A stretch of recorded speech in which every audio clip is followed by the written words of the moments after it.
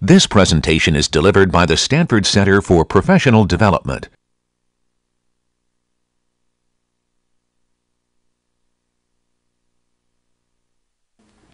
Okay, let's get started.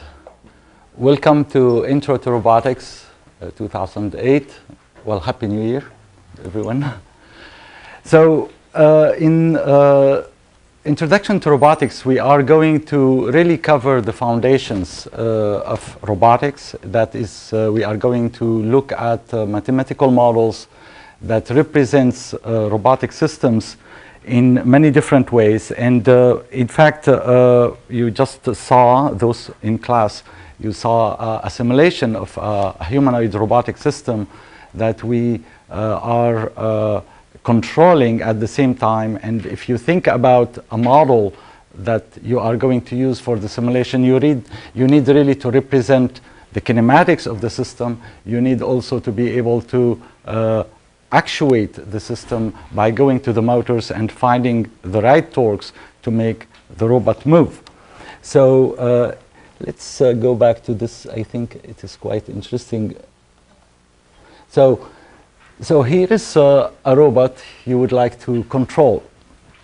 And the question is, how can we really come up with a way of controlling the hands to move from one location to another?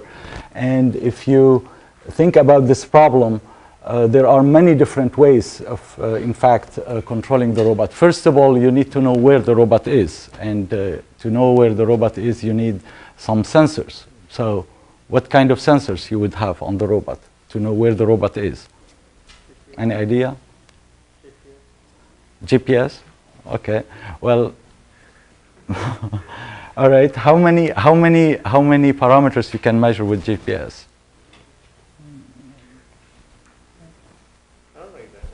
Oh, that's fine. I mean, we can try that. How many parameters you can? What can you determine with GPS? Yeah, you will locate X and Y for the location of the GPS, right? But how many degrees of freedom, how many bodies are moving here? When I'm moving this, like here, how many bodies are moving? So how many GPS you want to put on the robot? You will need about 47 if you have 47 degrees of freedom, and that won't work. I mean, it will be too expensive. Another idea. We need something else. Encoders, yeah, encoders. So encoders measures 1 degree of freedom, just the angle. And how many encoders we need for 47 degrees of freedom? 47. Now, that will give you the relative position, but we will not know whether this configuration is here or here, right? So you need a GPS to maybe locate one object and then locate everything with respect to it. Or any other idea to locate? Yeah, by integrating from an initial known position or using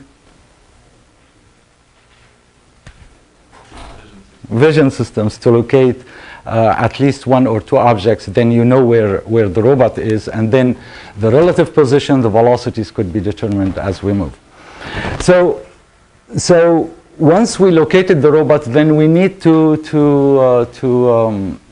somehow find a way to describe where things are. So where is the right hand, where is the left hand, where. So you need, what do you need there?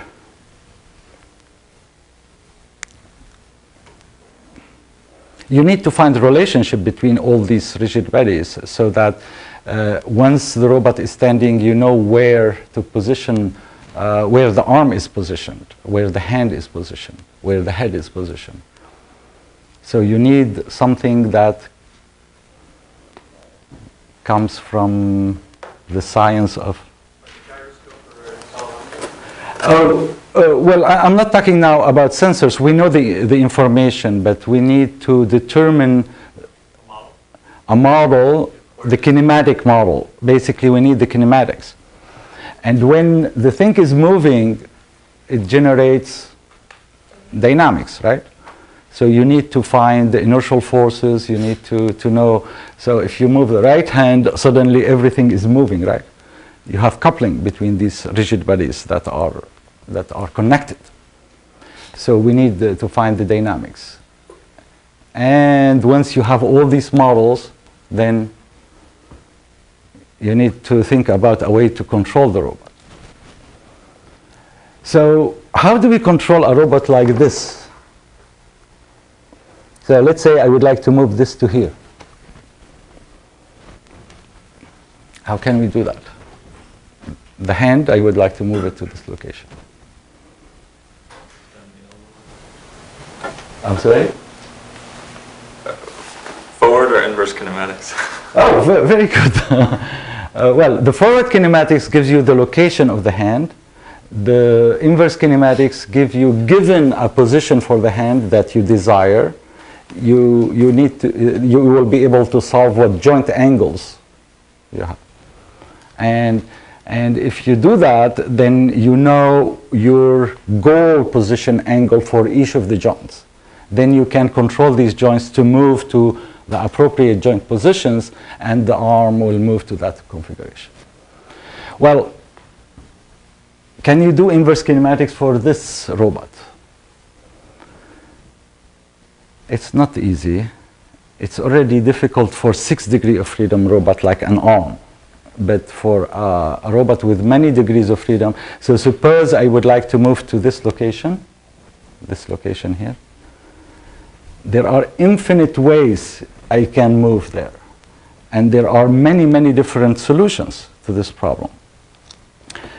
In addition, a human do not really do it this way. I mean, when you're moving your hand, do you do inverse kinematics? Anyone? No. So we will see different ways of, I will come back to this a little later, but let's, I'm not sure, but the idea about robots is basically was captured by this image. That is, you have a robot working in an isolated environment, in a manufacturing plant, doing things, pick and place, moving from one location to another without any interaction with humans. But robotics over the years evolved, and today robotics is in many different areas of application. From robots working with a surgeon to operate a human, to robot assisting a worker to carry a heavy load, to robots in entertainment, to robots in many, many different fields. And this is what is really exciting about robotics, the fact that robotics is getting closer and closer to the human. That is, we are using the robot now to carry, to lift, to work, to extend the hands of the human through haptic interaction. You can feel a virtual environment or a real environment. I'm not sure if everyone knows what is haptics. Haptics comes from the sense, a Greek word that describes the sense of touch. And from haptics, so here is the hands of the surgeon, and the surgeon is still operating. So he is operating from outside, but essentially the robot is inserted, and instead of opening the body, we have a small incisions through which we introduce the robot, and then we do the operation, and the recovery is amazing. A few days of recovery, and the patient is out of the hospital. Teleoperation through haptics or through master devices allow us to control. So here is the surgeon working far away, operating or operating underwater, or interacting with a physical environment in homes or in the factory. Another interesting thing about robotics is that because robotics focuses on articulated body systems, we are able now to use all these models, all these techniques we developed in robotics to model human, and to create sort of a digital model of the human that can, as we will see later, that can be simulated and controlled to reproduce actual behavior captured from motion capture devices about the human behavior. Also, with this interaction that we are creating with the physical world, we are going to be able to use haptic devices to explore physical worlds that cannot be touched in reality. That is, we cannot, for instance, go to the atom level, but we can simulate the atom level, and through haptic devices we can explore those worlds. Maybe the most exciting area in robotics is reproducing devices, robots that look like the human and behave like life, animals or humans. And a few years ago I was in Japan. Anyone recognize where this photo is? Osaka. He said Osaka. But very good, but you are cheating because you were there. So this is from Yokohama, and in Yokohama there is Robotics. Robotics brings thousands and thousands of people to see all the latest in robotics. This was a few years ago, and you could see Asimo here. Asimo, which is really the latest in a series of development at Honda following P2 and P3 robots. And in addition, you could see, well, most of the major players in robotics, in humanoid robotics. Anyone have seen this one? Do you know this one? This is the Sony robot that actually, I think I have a video. Let's see if it works. The Sony is balancing on a moving bar, and this is not an easy task. And you can imagine the requirements in real-time control and dynamic modeling and all the aspect of this. And this was accomplished a few years ago.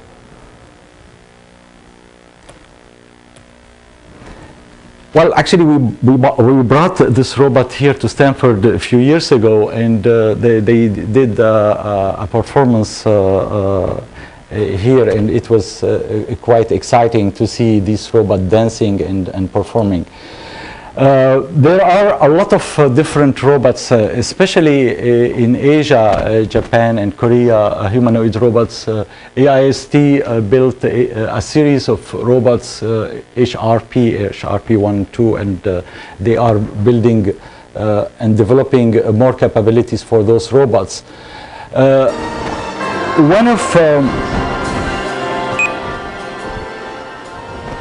One of the interesting show that we had recently was near Nagoya during the World Expo in Aichi, and they demonstrated a number of projects. Some of them mainly came from research laboratories that collaborated with the industry to build those machines. This is a dancing robot. Let's see. This is HRP.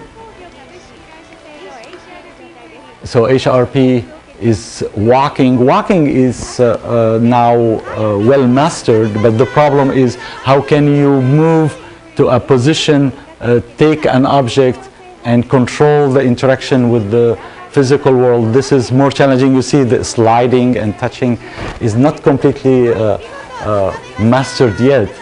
But this is the direction of research in those areas. This is an interesting device that comes from Waseda University. This robot has additional degrees of freedom that... Okay, another problem now? Okay. So you have additional degrees of freedom in the hip joints to allow it to move a little bit more like a human. Let's see. Oh, this is one of my favorites. This is a human-like and human-like actuation in it. So artificial muscles that are used to create the motion. But obviously, you have a lot of problems with artificial muscles because dynamic response is very slow, and the power that you can bring is not yet. But we will talk about those issues as well. Okay, let me know what you think about this one. just I keep silent.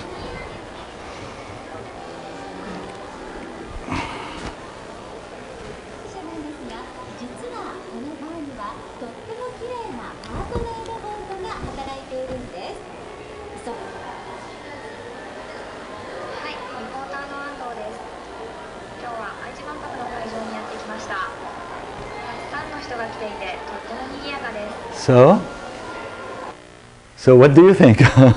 Do we need robots to really have the perfect appearance of a human?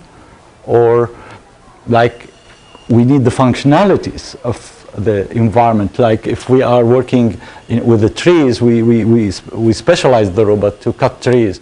If we are working in the human environment, then we will have a robot that has the functionalities of 2 arms, the mobility, the vision capabilities. So these are really interesting issues to think about, whether we need to have the robot biologically based or functionally based, and how we can create those interactions in an effective way. Last one I think is, yeah, this is an interesting example of how we can extend the capabilities of human with an exoskeleton system. So you wear it and you become a Superman or a Superwoman, and you can carry a heavy loads. They will demonstrate here carrying, I believe, 60 kilograms without feeling any weight, because everything is taken by the structure of the exoskeletal system you are wearing. Another interesting one is this one from Tokyo Institute of Technology, a swimming robot. So make sure no water gets into the motors. Anyway, the thing is, robotics is getting closer and closer to the human. And as we see robots getting closer to the human, we are facing a lot of challenges in really making these machines work in the unstructured, messy environment of the human. When we were working with robots in structured manufacturing plants, the problems were much simpler.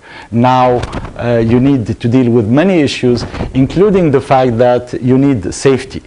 You need safety to create that interaction, and this distance between the human and the robot is very well justified. You don't want yet to bring the robot very close to the human, because these machines are not yet quite safe. Well, the development in robotics has many aspects and many forms, and really at Stanford we are fortunate to have a large number of classes, courses offered in different areas of robotics, graphics, and computational geometry, haptics, and all of these things. And you have a list of the different courses offered all along the year.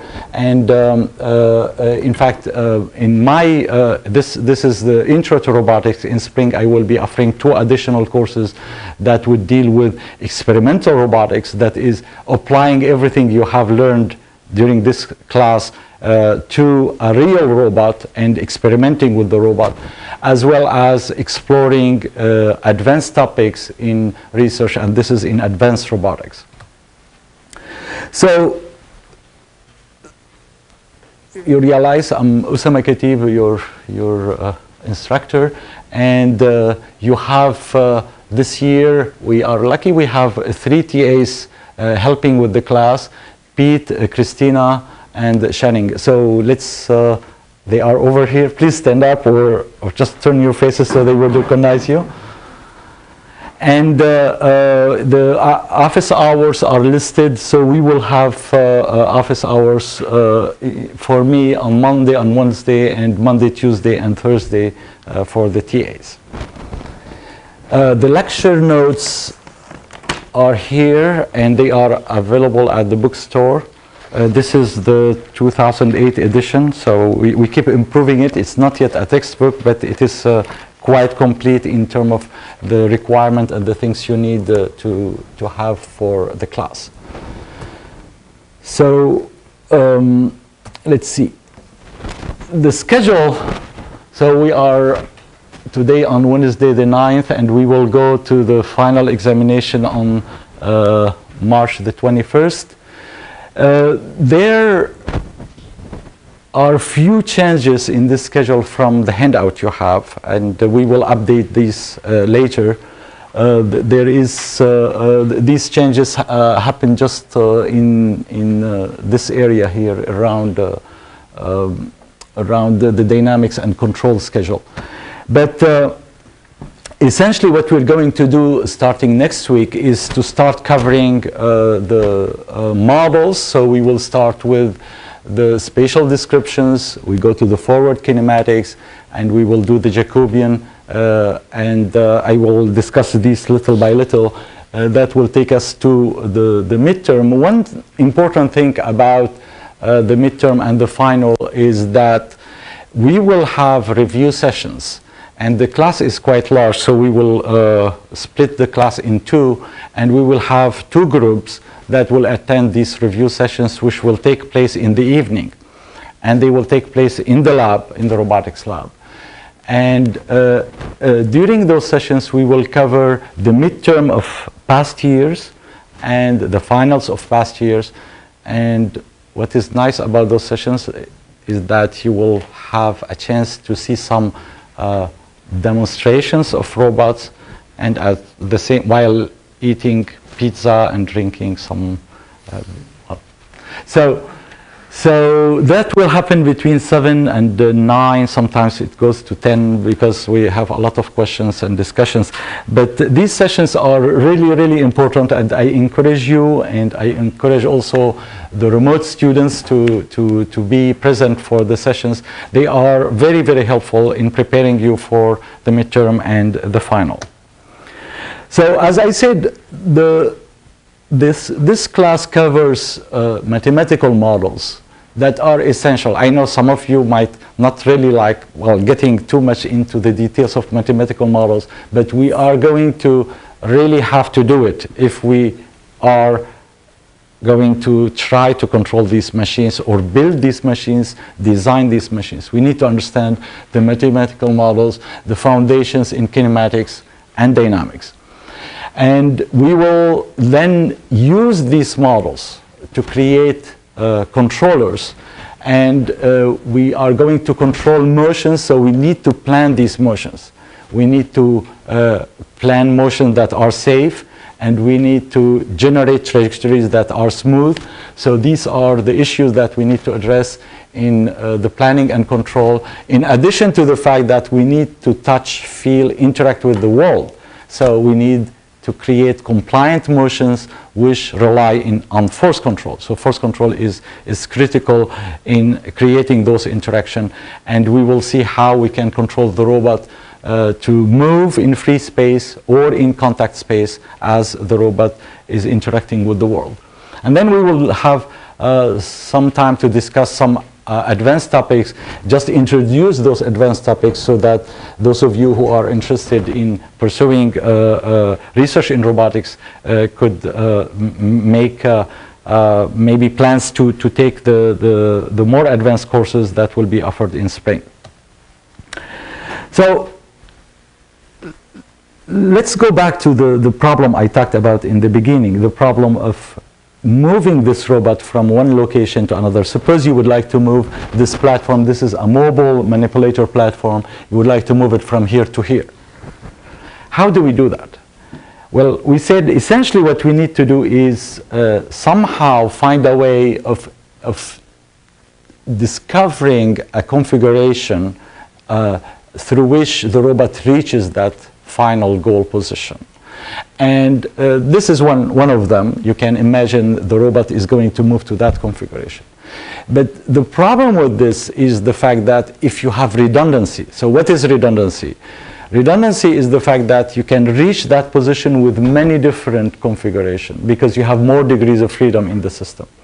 And when you have redundancy, this problem of inverse kinematics becomes really a difficult problem. So, but if you solve it, then you will be able to say, I would like to move each of those joints from this current position, this joint position, to this joint position. So you can control the robot by controlling its joint positions and by creating trajectories for the joints to move, and then you will be able to reach that goal position. Well, this is not the most natural way of controlling robots, and we will see that there will be different ways of approaching the problem that are much more natural. So to control the robot, first you need to find all these position and orientation of the mechanism itself. And that requires us to find descriptions of position and orientation of object in space. Then we need to deal with the transformation between frames attached to these different objects. Because here, to know where this end effector is, you need to know how, if you know this position of those different objects, how you transform that descriptions to find finally the position of your end effector. So you need transformations between different frames attached to those objects. So the mechanism that is the arm in this case is defined by a rigid object that is fixed, which is the base, and another rigid object that is moving, which we call the end effector. And between these two objects, you have all the links that are going to carry the end effector to move it to some location. And the question is, how can we describe this mechanism? So we will see that we are using joints, different kinds, joints that are revolute, prismatic, and through those descriptions we can describe the link, and then we can describe the chain of links connected through set of parameters. Don't worry, Denevit and Hartenberg were two PhD students here at Stanford in the early 70s, and they thought about this problem, and they came up with a set of parameters, minimal set of parameters, to represent the relationship between two successive links on a chain. And their notation now is basically used everywhere in robotics. And through this notation and those parameters, we will be able to come up with a description of the forward kinematics. The forward kinematics is the relationship between these joint angles and the position of the end effector. So through forward kinematics, you can compute where the end effector position and orientation is. So these parameters are describing the common normal distance between two axes of rotation, and this distance, and also the orientation between these axes. And through this we can go through the chain and then attach frames to the different joints, and then find the transformation between the joints in order to find the relationship between the base frame and the end effector frame. So once we have those transformations, then we can compute the total transformation. So we have local transformation between successive frames, and we can find the local transformation. Now, once we know the geometry, that is, we know where the end effector is, where each link is with respect to the others, then we can use this information to come up with a description of the second important characteristic in kinematics, and this is the velocities.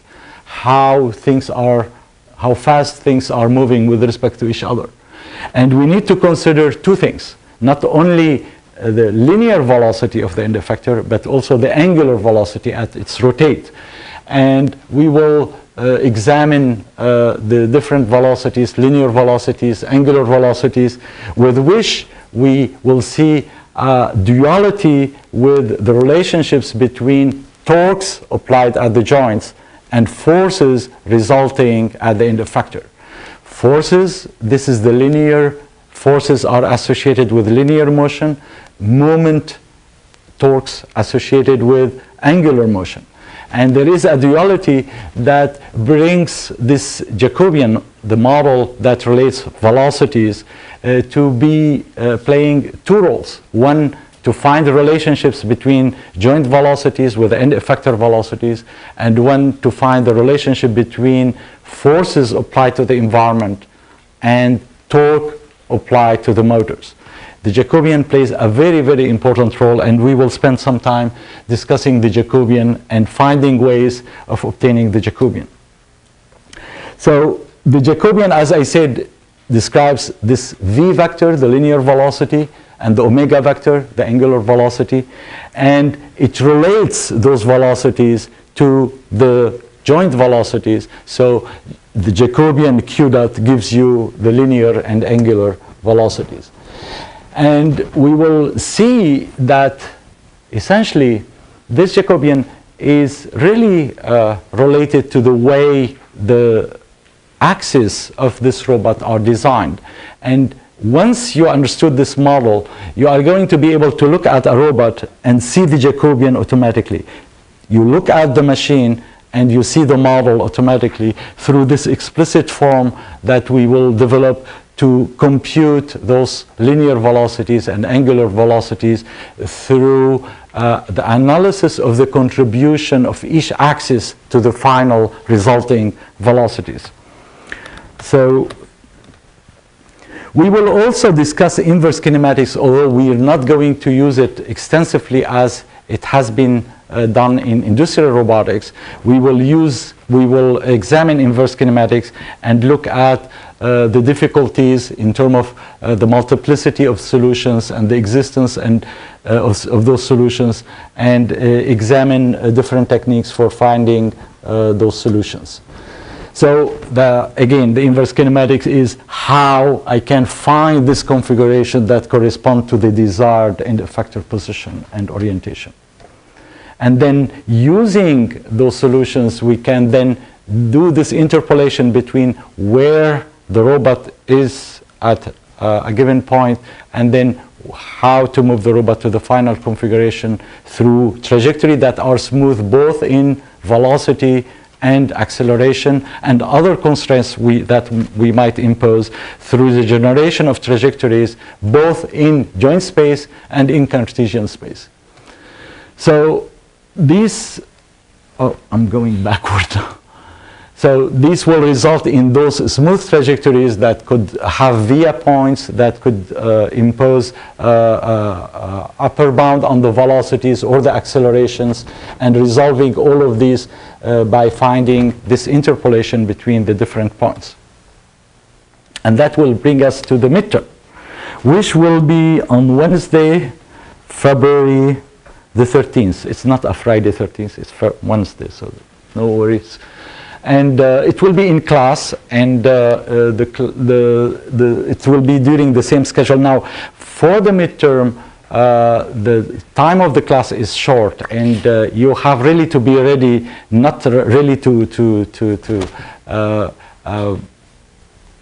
like to discover how to solve the problem, but really immediately to work on the problem. So that's why the review sessions are very important to prepare you for the midterm, to make sure that you will be able to solve all the problems. Also, we make sure that the size of the problem fits with the time constraints that we have in the midterm. After the midterm, we will start looking at dynamics, control, and the other topics. And first, what we need to do is I'm not sure how many of you are mechanical engineers. Let's see, how many are mechanical engineers in the class? Good. And how many are CS? Wow. That is about right. We have half of the class who's familiar with some of the physical models that we are going to develop, and some others who are not.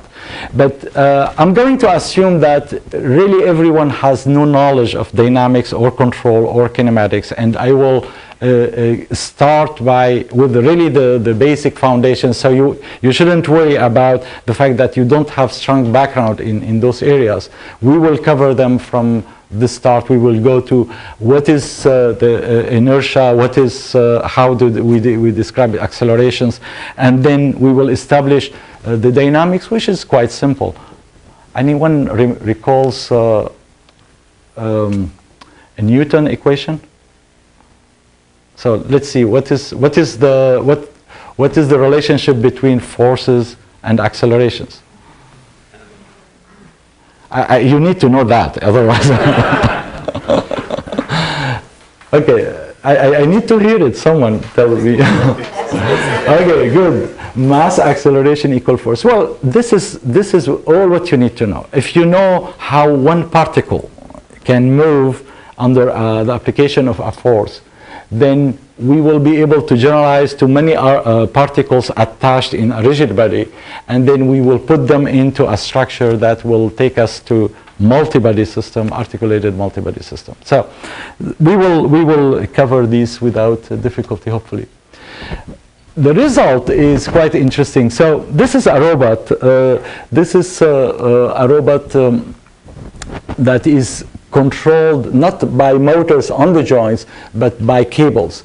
So really the active part of the robot is from here to there, and here you see all the motors and cables driven system that is on the right. Now if you think about the dynamics of this robot, it gets to be really complicated. So you see on the right here, so this is the robot, and here you have some of the descriptions of, you cannot see anything probably, but you have all the descriptions of, for instance, what is the inertia view from the first joint when you move. So this inertia is changing as you move. So imagine if I'm considering the inertia about this axis, right? If I'm deploying the whole arm, the inertia will increase. If I'm putting the arm like this, I will have smaller inertia about this axis. Bigger inertia, smaller inertia. So the inertia view from a joint is going to depend on the structure following that joint. And we will see that essentially all of this will come very naturally from the equations that will be generated from the multi-body system. But all what we are going to use for this is a very simple description that, again, will allow you to take a look at this robot and say, oh, this is the characteristics, the dynamic characteristics of this joint, and you can almost see the coupling forces between the different joints in a visual form that all depend on those axes of rotation and or translation of the robot. And this comes through the explicit form of dynamics that we will develop. This representation is an abstraction of the description that we will do with the Jacobian. So I said in the Jacobian case, we will take a description that is based on the contribution of each joint to the total velocity, and we will do the same thing. What is the contribution of each link to the resulting inertial forces? So when we do this, we will look at what is the contribution of this joint and the attached link and the contribution of the others, and we just add them all, and you will see the structure coming all together. So that is a very different way than the way Newton and Euler formalize the dynamics, which relies on the fact that we take each of these rigid bodies and connect them through reaction forces. So if you take all the links and if you remove the joints, you get one link, but when you remove the joint, you substitute the removal of the joint with reaction forces, and then you can study all these reaction forces and try to find the relationship between forces and acceleration. Well, this way of, which is called the recursive Newton-Euler formulation, is going to require elimination of these internal forces and elimination of the forces of contact between the different rigid bodies, and what we will do instead, we will go to the velocities and we will consider the energy associated with the motion of these rigid bodies.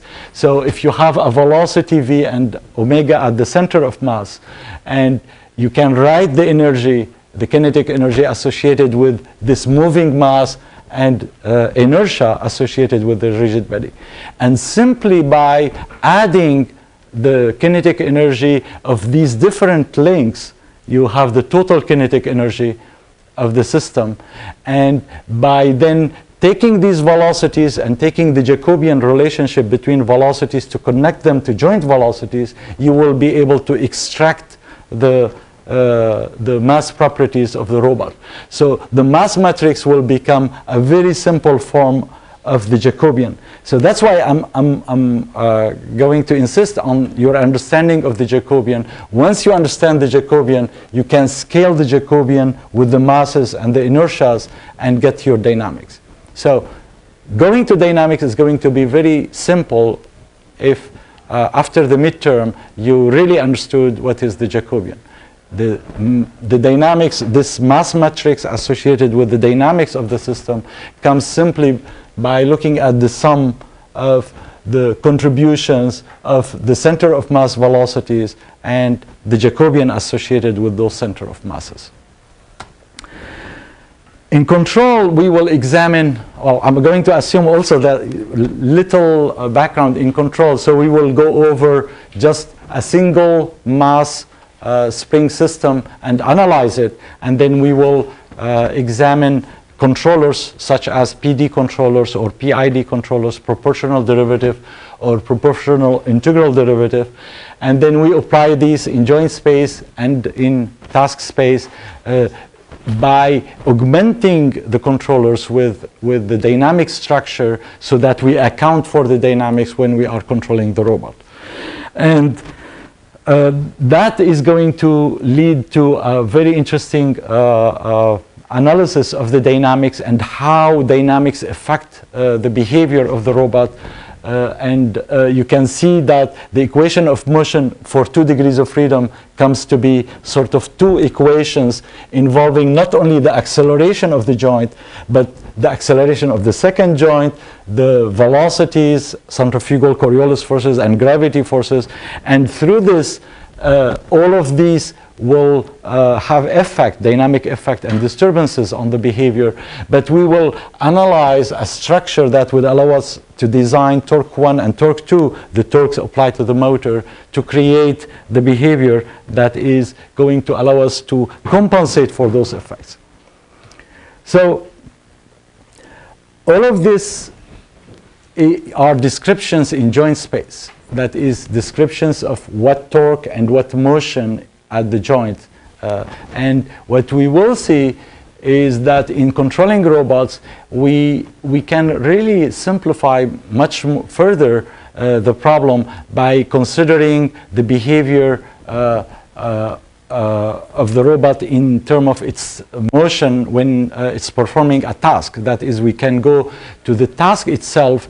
The task in the case of the example I described is how to move the hand to this location, without really focusing on how each of the joint is going to move.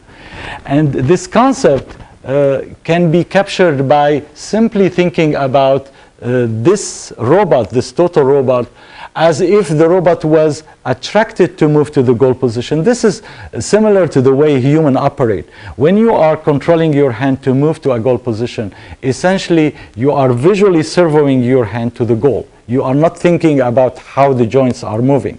You are just moving the hand by applying these forces to move the hand to the goal position. So it's like holding the hand and pulling it down to the goal. And at the initial configuration, you have no commitment about the final configuration of the arm. You are just applying the force towards the goal, and you are moving towards the goal. So simply by creating a gradient of a potential energy, you will be able to move to that configuration. And this is precisely what we saw in this example. In the example of this robot here, So this motion that we are creating, so if we are going to move the hand to this location, we are going to generate a force that it's like a magnet. It will pull the hand to this configuration. But at the same time, you have, in this complex case, you have a robot that is standing and it has to balance. So there are other things that needs to be taken into account. And what we are doing is we are also applying other potential energies to the rest of the body to balance. So when we apply this force, you see it's just following, it's like a magnet. It's following this configuration. There is no computation of the joint positions. Simply we are applying these attractive forces to the goal. You can apply it here, apply it there, or apply it to both. Now, obviously, if you cut the motors, it's going to fall, and it behaves a little bit like a human, actually. So when you cut the muscle, it starts. In fact, this environment we developed is quite interesting. You can not only interact with it by moving the goal, but you can go and pull the hair. Ouch! You can pull anywhere. When I click here, I'm computing the forward kinematics and the Jacobian, and I'm applying a force that is immediately going to produce that force computed by the Jacobian on the motors, and everything will react in that way. So we are able to create those interaction between the graphics, the kinematics, and apply it to the dynamic system, and everything actually is simulated on the laptop here. So this is an environment that allows us to do a lot of interesting simulations of human-like structures. And so you apply the force and you transform it. As I said, the relationship between forces and torques is also the Jacobian. So the Jacobian plays a very important role. And then to compute the dynamics, all what we need to do is to understand the relationship between forces applied at the end effector and the resulting acceleration. Now, when we talked earlier about Newton's law, we said force, mass, acceleration equal force. And the mass was scalar. But this is a multi-body system. And the mass is going to be a big M mass matrix. So the relationship between forces and acceleration is not linear. That is, forces and acceleration are not aligned because of the fact that you have a matrix. And because of that, you need to establish the relationship between the two. And once you have this model, you can account for the dynamics in your forces, and then you can align the forces to move, to be in the direction that produces the right acceleration. Finally, we need to deal with the problem of controlling contact. So when you are moving in space is one thing, but when we are going to move in contact space, it's a different thing. Applying this force put the whole structure under a constraint, and you have to account for these constraints and compute the normals, so to find the reaction forces in order to control the forces being applied to the environment. So we need to deal with force control, and we need to stabilize the transition from free space to contact space. So that is, we need to be able to control these contact forces while moving. And what is nice, if you do this in the Cartesian space or in the task space, you will be able to just merge the two forces together to control the robot directly to produce motion and contact. I mentioned that we will discuss some other topics. There will be a guest lecturer that will talk about vision in robotics, and we will also discuss issues about design. I would like to discuss a little bit some issues related to safety and the issues related to making robots lighter with structures that become safer and flexible to work in a human environment. Also, we need to discuss a little bit about motion planning, and especially if we are going to insert those robots in the human environment, we need reactive planning. And there is, in this video, you can see how a complex robotic system is reacting here to obstacles that are coming at it. It's moving away from those obstacles. And this is simply done by using the same type of concept that I described for moving to a goal position. I said we can create an attractive potential energy.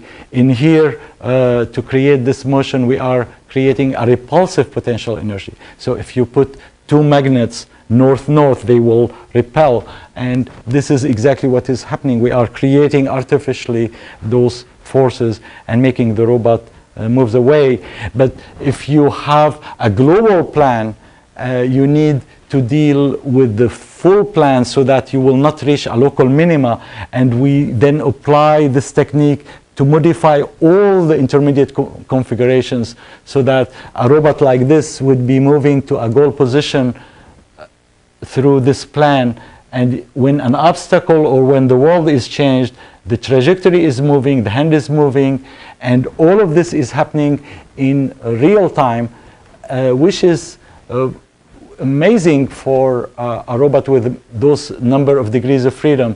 The reason is, I'm not sure if you're familiar with the problem.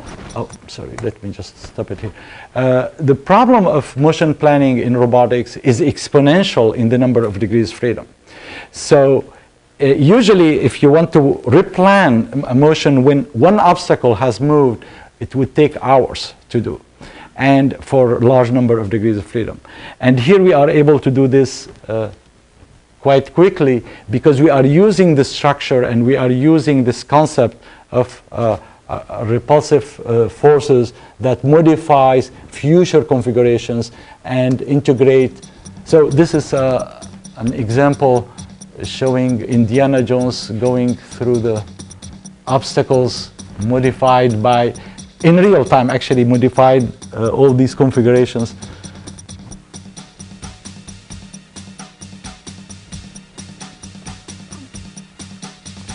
And all these computations are taking place because in real time, because we are using this initial structure and incrementally modifying all the configurations. Another topic that I mentioned slightly earlier is the implication on digital modeling of human, and learning from the human is very interesting and very attractive to create good controllers for robots, and also understanding a human motion. In fact, currently we are modeling Tai Chi motion and trying to analyze and learn from those motions. So you can go from motion capture to copying that motion to the robot, but in fact you will end up with just one example of motion. But the question really is how you can generalize, not just have one specific motion. And to do that, if you want to generalize, you need to take the motion of the human from motion capture and map it not to the robot, but to a model of the human. So you need to model the human, and modeling the human involves modeling the skeletal system. So we worked on this problem. So now you have, this is a new kind of robot system with many degrees of freedom, about 79 degrees of freedom.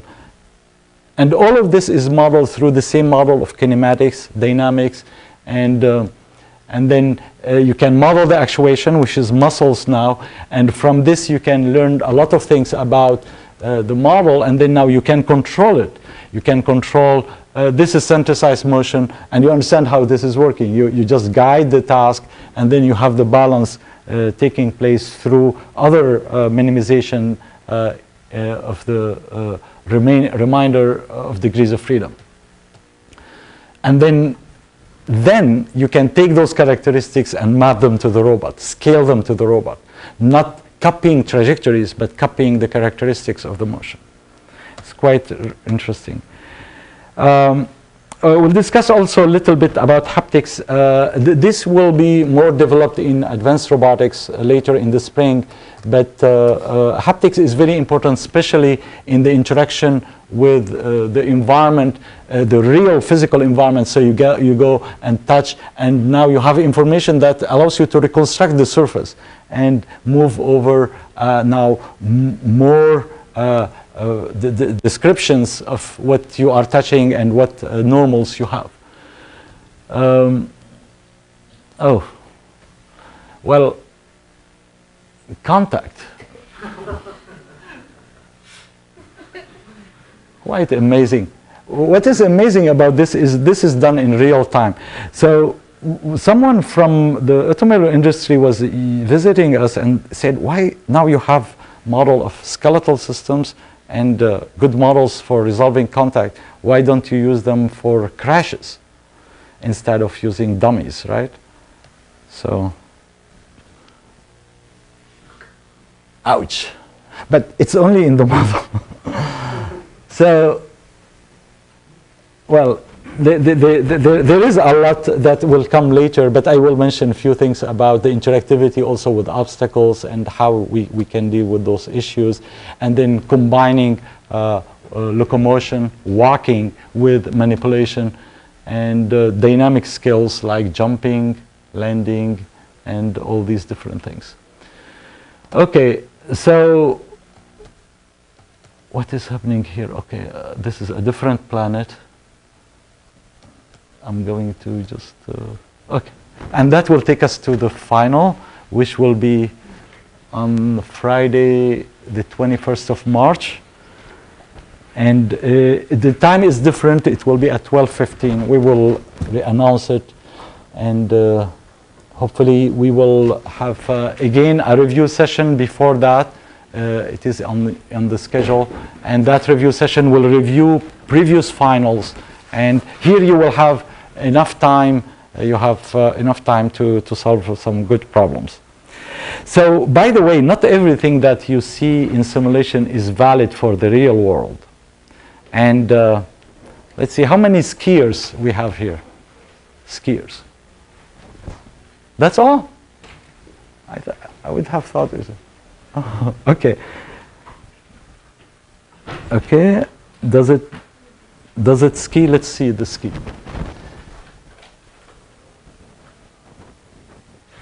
Don't do that.